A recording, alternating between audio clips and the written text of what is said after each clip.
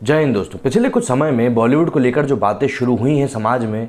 उन बातों का होना समाज के लिए तो शायद एक हद तक सही है, लेकिन बॉलीवुड के लिए बुरा है। बॉलीवुड के लिए बुरा क्यों है? क्योंकि देखिए, बॉलीवुड एक ऐसी इंडस्ट्री है जिसमें कि कई सारे लोग काम करते हैं और कई सारे लोग सालों से जमे हुए ही बैठे हुए हैं। तो ऐसे में इस प्रकार के लोगों को समस्या होनी तय है। और इसी को लेकर एक बहुत बड़ा मामला हमारे पिछले कुछ दिनों में सामने आया, जब उन्होंने 2 मीडिया हाउसेस के ऊपर डिफेमेशन का केस ठोक दिया और उन्होंने कहा कि भाई इस तरह के जो मीडिया ट्रायल्स हैं उसके ऊपर रोक लगनी चाहिए, और क्योंकि इसमें जो कुछ शब्दों को प्रयोग किया जा रहा है वो शब्द बुरे हैं। देखिए, इसमें कोई गलत बात नहीं है कि भाई मीडिया ट्रायल्स जो हैं वो नहीं होने चाहिए, क्योंकि मीडिया ट्रायल्स जो हैं कई बार बायस्ड भी हो जाते हैं। तो इसीलिए एक बात तो मैं कहीं ना कहीं तक मान सकता हूँ कि भाई मीडिया ट्रायल्स जो हैं अगर हों भी तो साफ सुथरे तरीके से हों। लेकिन कई इंस्टेंसेस पे हमने इस मौके पे भी देखा कि जो मीडिया ट्रायल थे वो इस हद तक पहुंच गए जो कि बहुत ज़्यादा ही डेरोगेटरी हो गए। और जिस तरीके से शब्दों का जो उपयोग किया गया, चाहे वो सुशांत के मामले में हो या किसी दूसरी अभिनेत्रियों के मामले में हो, जिन शब्दों का चुनाव किया गया वो शब्द अच्छे नहीं थे कहीं से कहीं तक भी, और एक सभ्य समाज में खुले तौर पे नहीं कहे जाने चाहिए। इसी को लेकर बॉलीवुड ने अपना केस भी दायर किया, जिसमें कि उन्होंने जो कुछ शब्दों का प्रयोग उन्होंने बताया कि जैसे कि ड्रगी, स्कम, फिल्थ, डर्ट, इस प्रकार के शब्दों का उन्होंने उच्चारण करते हुए बताया कि भाई ये शब्द जो हैं ये बॉलीवुड के लिए उपयोग किए जा रहे हैं, और इन शब्दों के उपयोग किए जाने से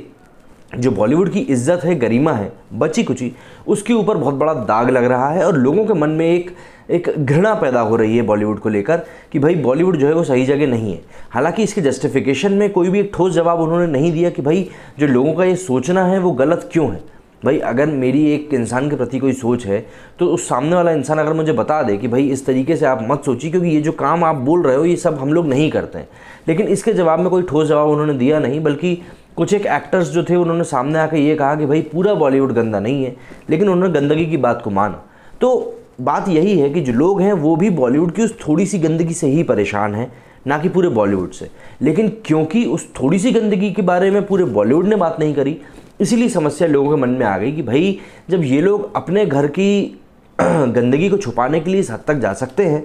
तो फिर इन पे क्या ही भरोसा करना। तो इस तरह से कुछ बातें सामने निकल के हैं जो कि लोगों को ठेस पहुंचाती हैं। लेकिन इस पूरे सूट में जो उन्होंने फाइल किया है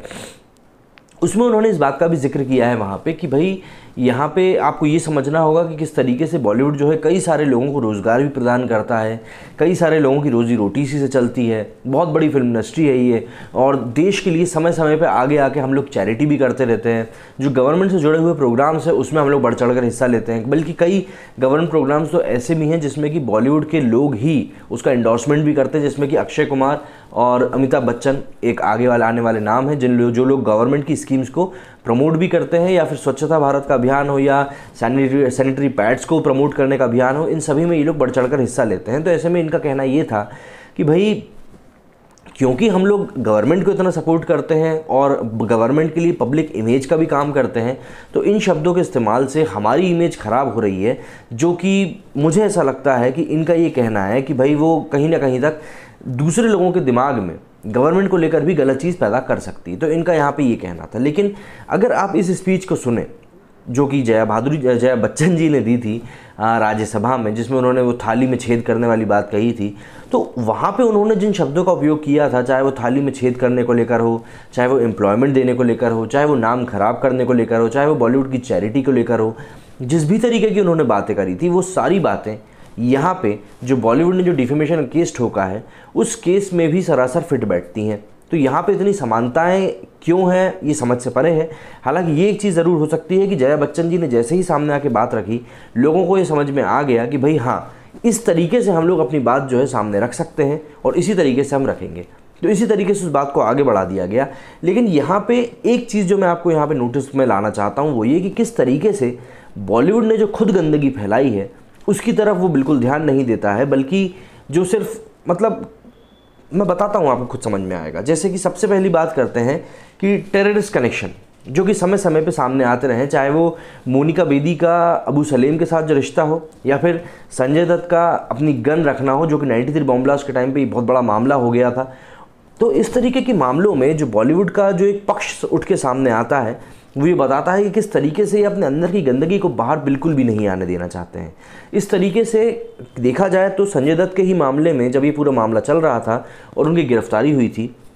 तो किस तरीके से पूरा का पूरा बॉलीवुड एक साथ आके खड़ा हो गया था, ये हम सभी ने देखा भी था और बहुत अच्छे से नोटिस भी किया था कि किस तरीके से सभी लोग पोस्टर लेके खड़े हो गए थे कि भैया हम संजू के सपोर्ट में हैं। हालांकि वहाँ पे उनको ये चीज़ समझनी चाहिए थी कि संजय दत्त की अगर गलती है वहाँ पे, तो आपको सबसे पहली बात उस गलती को एक्सेप्ट करना पड़ेगा। आप उस बंदे के हितैषी हैं कि नहीं है वो बात तो बात की है, लेकिन अगर कोई एक सर्टेन पर्सन कोई गलती कर रहा है तो आपको उस गलती को एक्सेप्ट करना चाहिए, ना कि उसके सपोर्ट में जाके खड़े हो जाना चाहिए। क्योंकि अगर संजय दत्त वहाँ पे सही होते तो मुझे नहीं लगता कि जो पुणे की यरवड़ा जेल में उन्होंने करीब 4 से 5 साल का समय काटा है, हालांकि वो अधिकतर समय पैरोल पे बाहर ही रहे थे, जिसके ऊपर काफ़ी विवाद हुआ था, कभी मौका पड़ा तो उसके बारे में भी बात करेंगे। तो आप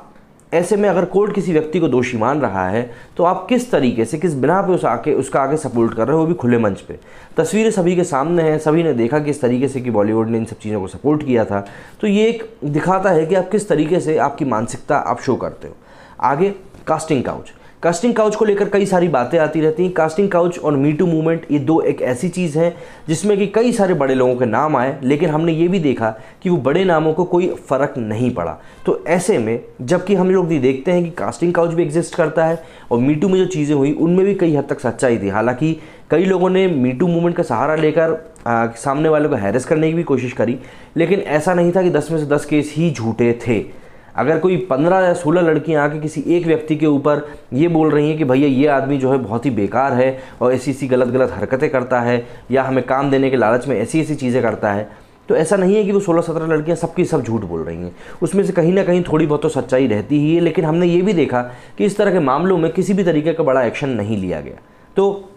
ये सब चीज़ें जो हैं इनको कवर अप आखिर कौन कर रहा है, ये चीज़ भी हमें समझनी पड़ेगी, क्योंकि ये जो गंदगी है ये गंदगी भी बॉलीवुड में ही एग्जिस्ट करती है। इसके आगे वुमेन को एक कॉमोडिटी की तरह दिखाना। हम लोग आज टीवी कॉमर्शियल्स की बात करते हैं। टीवी कॉमर्शियल्स में आप देखेंगे कि एक लड़की को किस तरीके से प्रोजेक्ट किया जाता है, या इन सभी चीज़ों को छोड़ दीजिए तो हम बात करते हैं बॉलीवुड में जो एक सबसे बड़ी चीज़ जो आजकल डाली जाने लगी वो है आइटम नंबर। आइटम नंबर क्या होता है, आइटम सॉन्ग क्या होता है, आइटम गर्ल क्या होता है।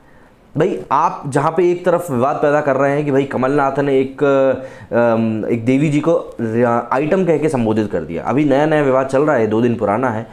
लेकिन आप वहीं देखिए कि बॉलीवुड की हर एक मूवी में, चाहे वो दबंग मूवी हो चाहे वो सिंघम मूवी हो, मतलब हर एक जगह पे आइटम नंबर तो डाला ही जाता है। अब आइटम नंबर डालने के पीछे क्या कारण है, क्या कारण नहीं है, वो सभी आप लोग भली भांति जानते हैं। और आइटम नंबर में किस तरीके से एक लड़की को डांस कराया जाता है, किस तरह के कपड़ों में उसको डांस कराया जाता है। हालांकि ये अभिव्यक्ति की आज़ादी भी है कि आप जिस तरह के कपड़े पहनना चाहते हैं, जैसे नाचना चाहते हैं वैसे नाच सकते हैं,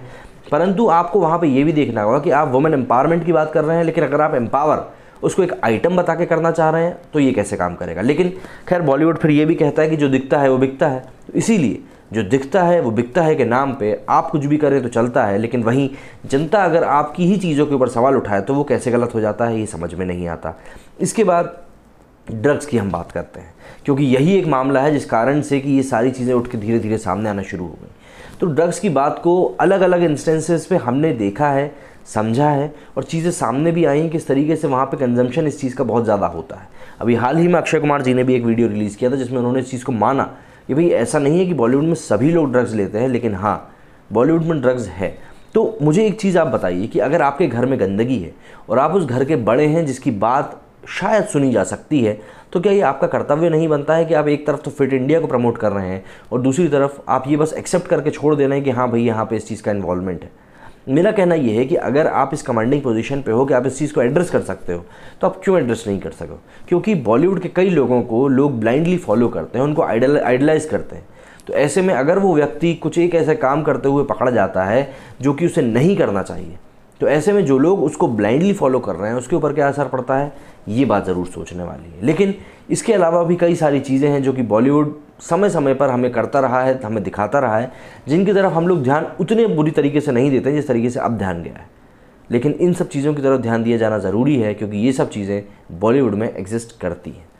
आने वाले वीडियो में मैं आप लोगों से बॉलीवुड के उन कुछ अच्छे कामों के बारे में बात करूँगा जो कि बॉलीवुड ने पिछले कुछ समय में किए थे, जो कि दिखाता है कि बॉलीवुड में रीढ़ की हड्डी हुआ करती थी, वो अपनी बात के लिए स्टैंड लिया करते थे और वो ये नहीं देखते थे कि कहीं पूरी इंडस्ट्री ही हमारे खिलाफ ना हो जाए। लेकिन आज की डेट में वो सब चीज़ें बदल चुकी हैं। तो उम्मीद करता हूँ मेरे अगले वीडियो में आप लोग मेरे साथ रहेंगे, क्योंकि अगले वीडियो में हम बात करेंगे कुछ अच्छी चीज़ों की, क्योंकि नेगेटिविटी बहुत हो चुकी है, इसलिए अब ज़रूरत है थोड़ी पॉजिटिविटी की, थोड़ी पॉजिटिविटी फैलाएंगे। और अगले वीडियो में मैं आपको बताऊँगा किस तरीके से बॉलीवुड ने सही कॉजेज़ के लिए